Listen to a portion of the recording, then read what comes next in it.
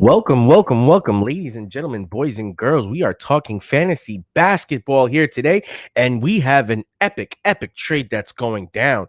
I'm going to answer this guy's question in a minute, but first, we're going to take care of what's going on with this trade. And first and foremost, the Brooklyn Nets have traded for Kyrie Irving in a blockbuster deal, probably the biggest deal we're going to see all year. If we break down what actually went down in this deal, we see here the Houston Rockets are getting Victor Oladipo, Dante Exum, Kurucs, 3 Brooklyn first-round picks in 22, 24, and 26.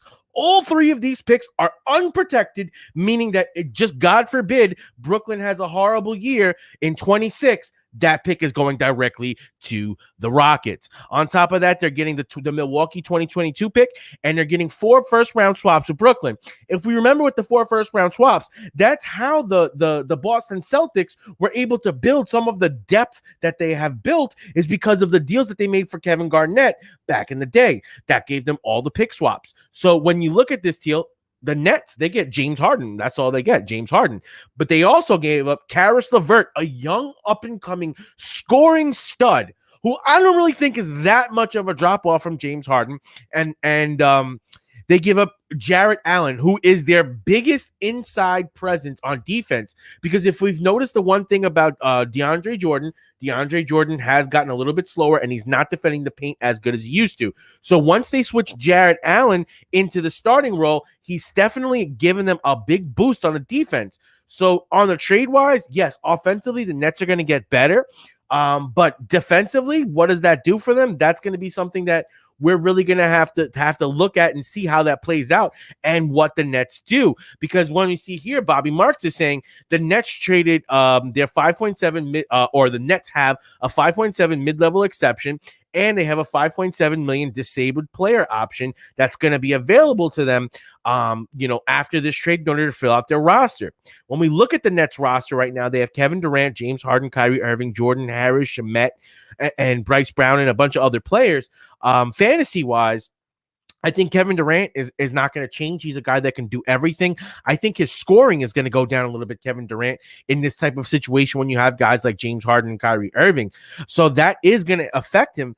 Defensively, I think he's still going to get minutes at the center.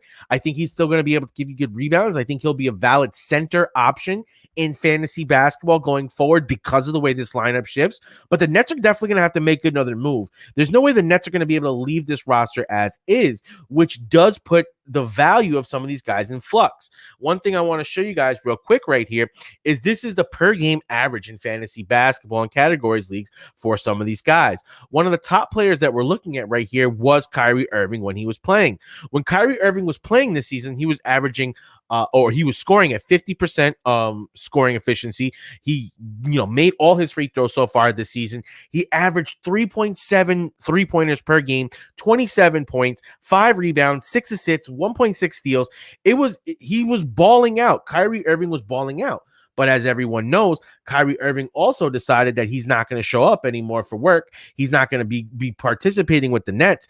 And with that said, Kyrie Irving's value really started taking a slide. Most fantasy owners are probably looking to move him before this trade.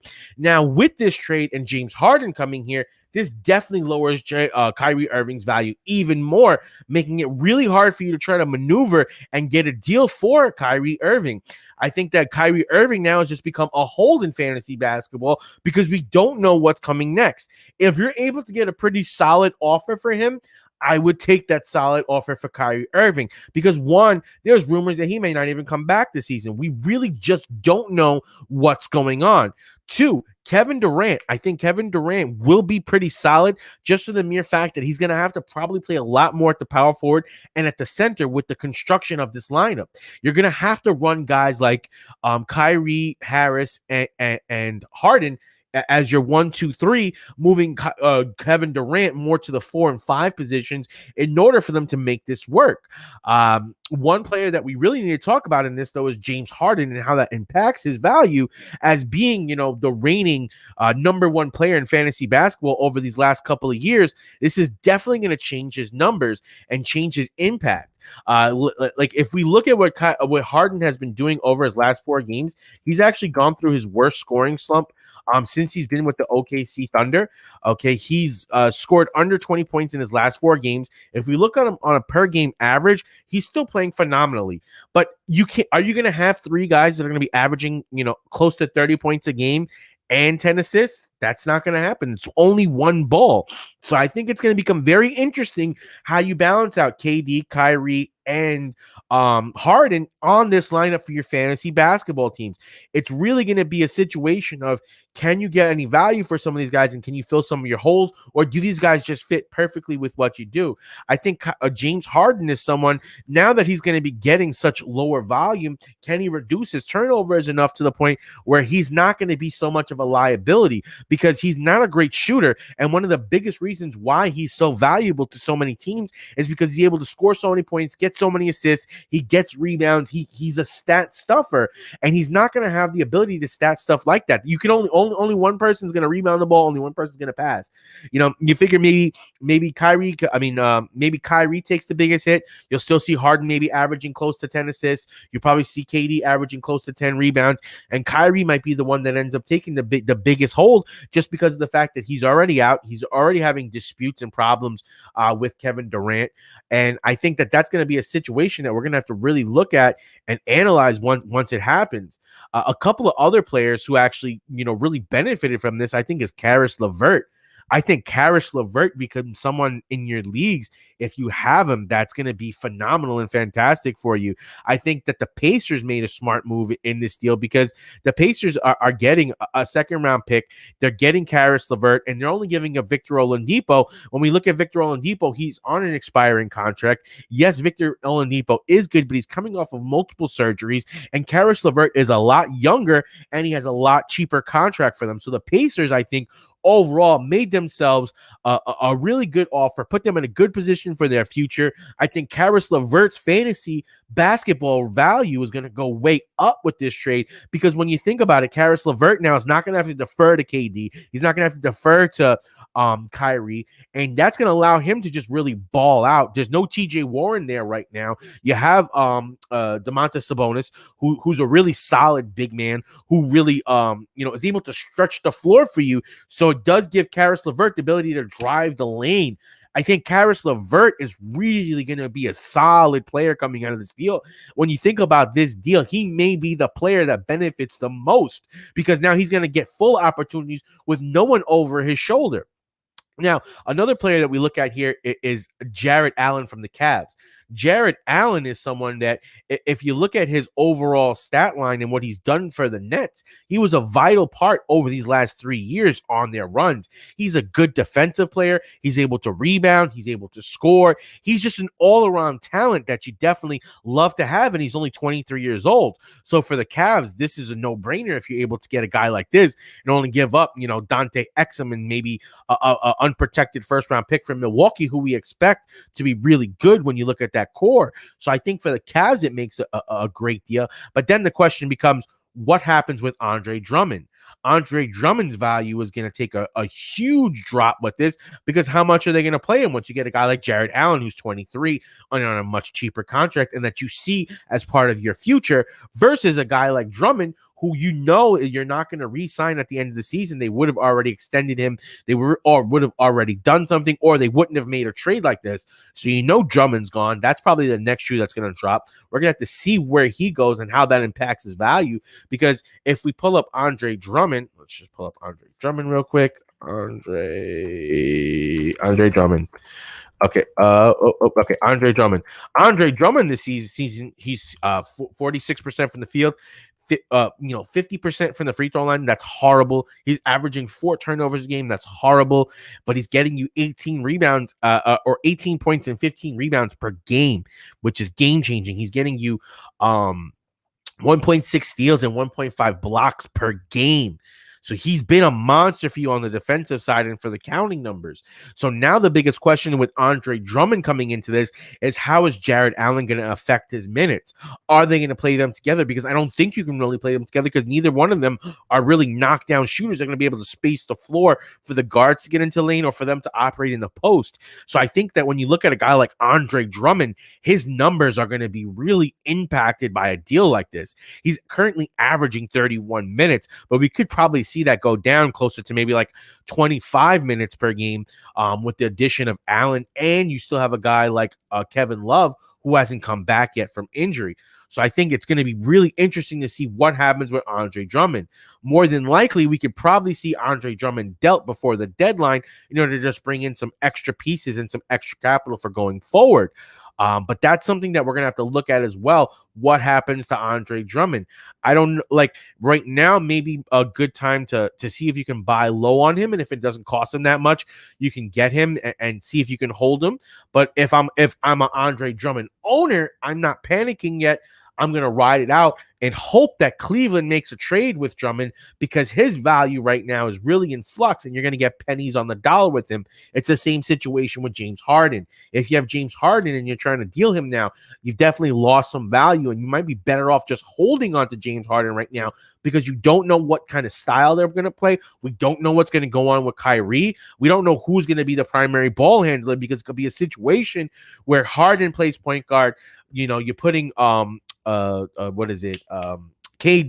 at the power forward. You keep guys like Brown and Harris on the floor to space it, and then that becomes an interesting offense. And then Kyrie, I mean, honestly, Kyrie is the biggest head case that we have here because we don't know what's going to happen. He hasn't reported back. He's still going to be going through protocol once he does come back.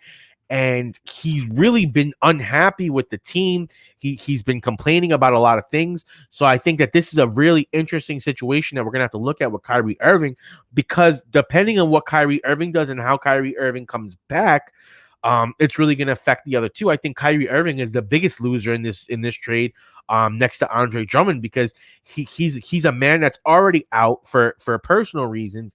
And we don't know what that's going to do for his game going forward. So I think that that's going to be a really interesting situation for everything for the season, for the team. So that's definitely something that we got to look at.